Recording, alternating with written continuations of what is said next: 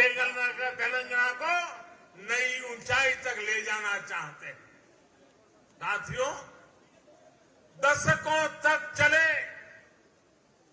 तेलंगाना आंदोलन में हजारों लोगों ने त्याग की, तपस्या की, बलिदान दिए। ये बलिदान तेलंगाना के उज्जवल भविष्य के लिए थे। ये बलिदान तेलंगाना की आन बान शान के लिए था। तेलंगाना आंदोलन इसलिए नहीं चला था कि कोई एक परिवार तेलंगाना के विकास के सपनों को लगातार कुचलता रहे। तेलंगाना आंदोलन इसलिए नहीं चला था कि कोई एक परिवार साम, दाम, दंड, भेद ये रास्ता अपना करके तेलंगाना को तबाह करने में नई नई साजिश करते रहे। साथियों, परिवारवादी पार्टियां भारत की केवल एक सियासी समस्या नहीं है। परिवारवाद और परिवारवादी पार्टियां देश के लोकतंत्र और देश के युवा दोनों की सबसे बड़ी दुश्मन है। देश ने देखा है, तेलंगाना के लोग देख रहे हैं कि एक परिवार को समर्पित पार्टियां जब सत्ता में आती है तो कैसे उस परिवार के सदस्य भ्रष्टाचार उसका सबसे बड़ा चेहरा बन जाते हैं। तेलंगाना के लोग देख रहे हैं कि परिवारवादी पार्टियां किस तरह सिर्फ अपना विकास करती हैं, अपने परिवार के सदस्यों की तिजोरियां भरती हैं। इस परिवारवादी पार्टियों को गरीब के दर्द की, गरीब की तकलीफ की न उनको कोई चिंता होती है, न कोई परवाह होती है। इनकी राजनीति सिर्फ इस बात पर केंद्रित होती है कि एक परिवार लगातार किसी भी तरह सत्ता पर कब्जा करके लूट सके तो लूटता रहे। इसके लिए ये लोग समाज को बांटने की साजिश रखते हैं। जनता का विकास में उनकी कोई रुचि नहीं होती है। पिछड़ेपन, समाज पीछे रहे, उसी में उनका भला देखते हैं। साथियों, परिवारवाद की वजह से देश के युवाओं को, देश की प्रतिभाओं को राजनीति में आने का अवसर भी नहीं मिलता। परिवारवाद उनके हर सपनों को कुचलता है, उनके लिए हर दरवाजे बंद करता है। इसलिए आज 21वीं सदी के भारत के लिए परिवारवाद से मुक्ति, परिवारवादी पार्टियों से मुक्ति एक संकल्प भी है और एक नैतिक आंदोलन भी है। जहां जहां परिवारवादी पार्टियां हटी है, उनका अस्त हुआ है, वहां वहां विकास के रास्ते भी खुले हैं। अब इस अभियान को आगे बढ़ाने की जिम्मेदारी तेलंगाना के मेरे प्यारे भाई और बहनों की है, तेलंगाना की जनता की है। साथियों, एक और भाजपा की लड़ाई तेलंगाना के भविष्य के लिए है, तो दूसरी ओर ये लड़ाई तेलंगाना के सम्मान, स्वाभिमान और पहचान की भी है। यहां एयरपोर्ट से बाहर आते ही तेलंगाना की जो हवा मैं महसूस कर रहा हूं, ये जो मैं दृश्य देख रहा हूं, ये तपती धूप में आप लोगों का उत्साह उमंग देखता हूं। मैं इसके आधार पर कह सकता हूं कि हमारा संघर्ष रंग ला रहा है।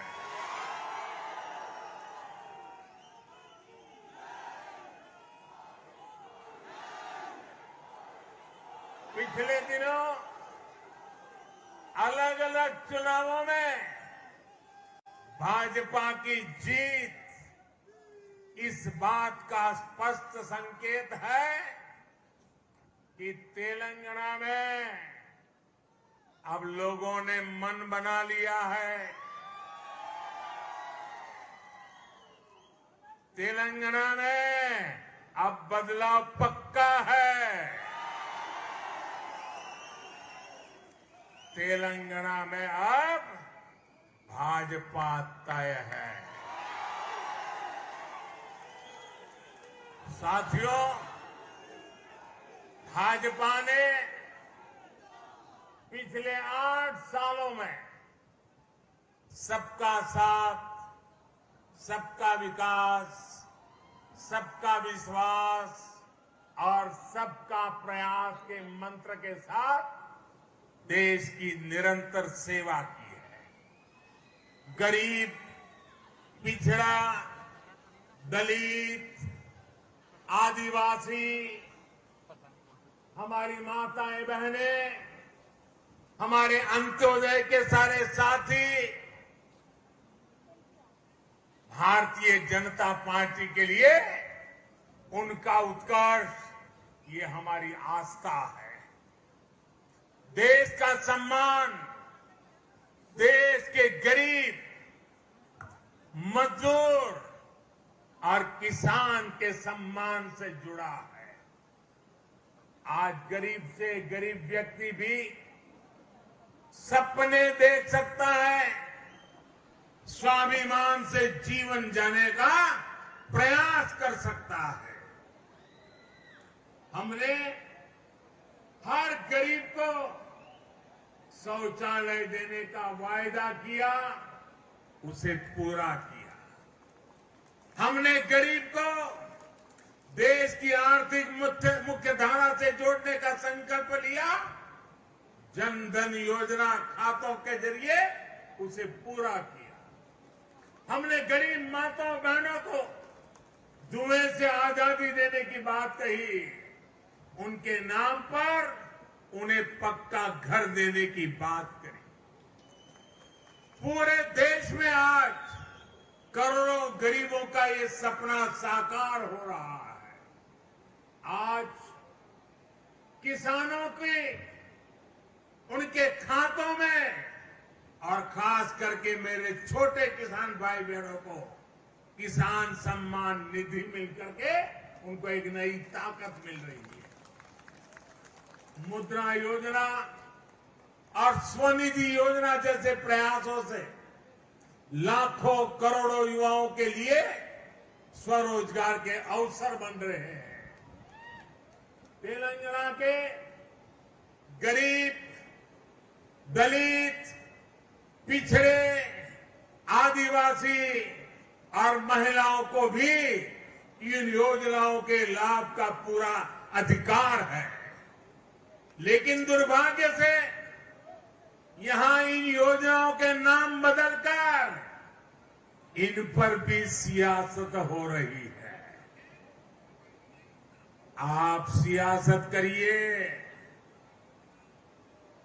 जनता के दिलों से न नाम हमारा हटा सकते हैं, न हमारा नाम मिटा सकते हैं, क्योंकि हम गरीबों के लिए जीने वाले लोग हैं। जी जान से गरीबों का कल्याण के लिए समर्पित लोगों के हमारी परंपरा है। साथियों, जब योजनाएं प्रचार और परिवार के भ्रष्टाचार का शिकार होने लगे तो उससे सबसे ज्यादा नुकसान हमारे गरीब भाई बहनों का होता है, हमारे दलित, पीड़ित, शोषित, वंचित का होता है। भाजपा के कार्यकर्ताओं का दायित्व है इस सच्चाई को तेलंगाना के हर एक नागरिक तक लेकर जाएं। भाई और बहनों, हम सब जानते हैं कि तेलंगाना का सामर्थ्य क्या है, यहां कितनी संभावनाएं हैं। हम चाहते हैं कि तेलंगाना तेजी से विकास की रफ्तार पकड़े।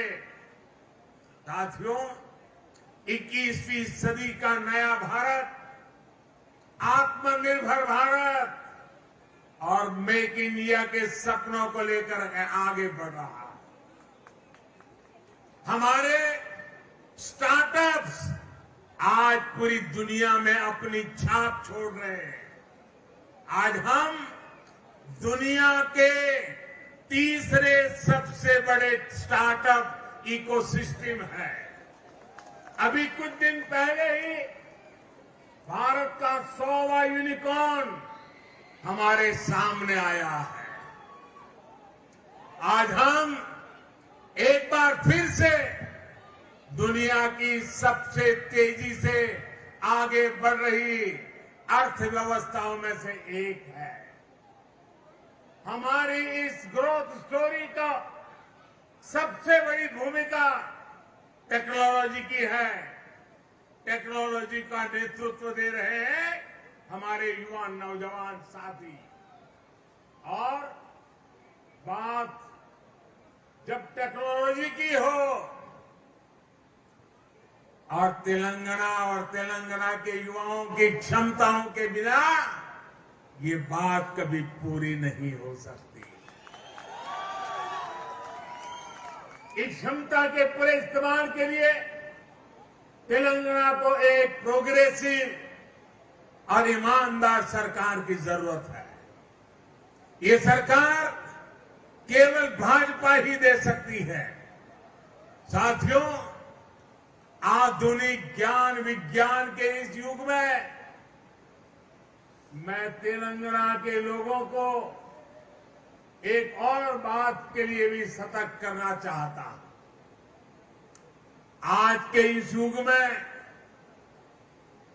अभी भी 21वीं सदी में भी जो लोग अंधविश्वास के गुलाम बने हुए हैं, वो अपने अंधविश्वास में किसी का भी नुकसान कर सकते हैं। ये अंधविश्वासी लोग तेलंगाना के सामर्थ्य के साथ कभी न्याय नहीं कर सकते। साथियों, मुझे याद है जब मैं गुजरात में मुख्यमंत्री था तो वहां भी कुछ शहरों की पहचान बना दी गई थी कि उस शहर में कोई मुख्यमंत्री जा नहीं सकता है, अगर वहां जाएगा तो उसकी कुर्सी चली जाएगी। भाइयों बहनों, मैं डंके की चोट पर वहीं पर जाता था, बार बार जाता था।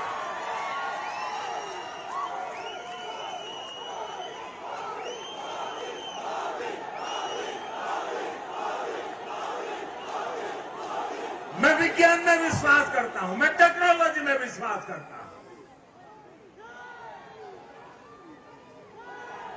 भाइयों बहनों, मैं तो आज तेलंगाना की इस धरती से उत्तर प्रदेश के हमारे मुख्यमंत्री श्रीमान योगी आदित्यनाथ जी को भी बधाई देता हूं।